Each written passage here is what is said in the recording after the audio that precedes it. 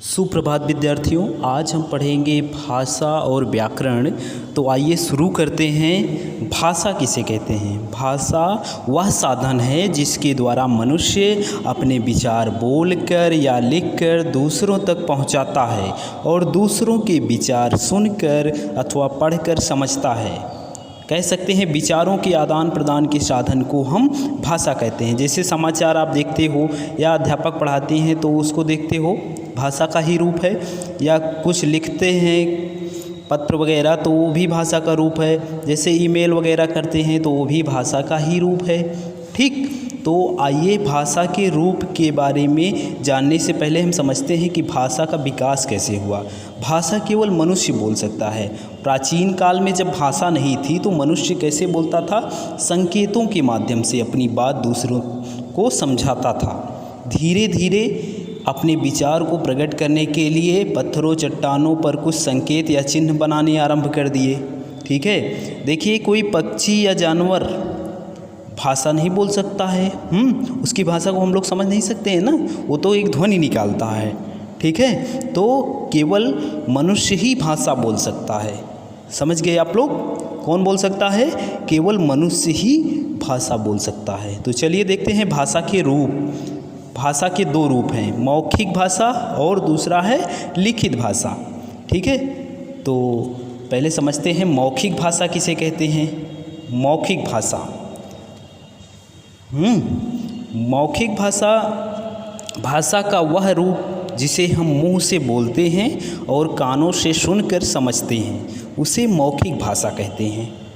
ठीक,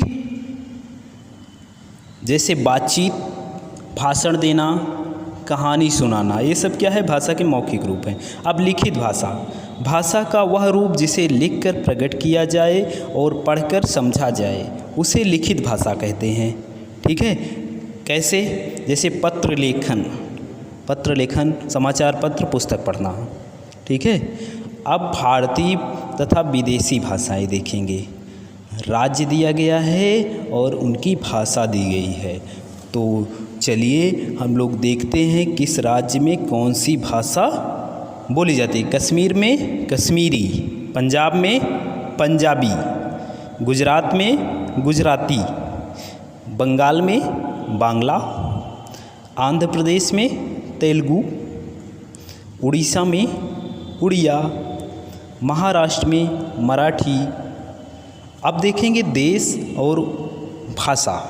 ठीक है, तो किस देश में कौन सी भाषा बोली जाती है समझते हैं। जापान में जापानी, रूस में रूसी भाषा बोली जाती है, चीन में चीनी भाषा बोली जाती है, इंग्लैंड में अंग्रेजी बोली जाती है, फ्रांस में फ्रांसीसी, जर्मन, स्पेनिश, अरबी, फारसी संसार की कुछ अन्य भाषाएं हैं। ठीक है, चलिए आगे देखते हैं। लिपि किसे कहते हैं? लिखने की विधि को हम लिपि कहते हैं। भाषा का नाम और लिपि का नाम, जैसे हिंदी है, हिंदी देवनागरी, अंग्रेजी रोमन, उर्दू फारसी, संस्कृत देवनागरी, पंजाबी गुरमुखी। ठीक है, अब देखते हैं व्याकरण का ज्ञान क्यों आवश्यक है। जैसे देखिए सुधा खाना खाता है।